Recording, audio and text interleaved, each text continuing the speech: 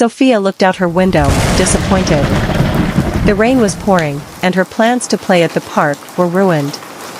She sat on her porch, sulking, as raindrops splashed around. But then, her friends showed up with big smiles and an idea.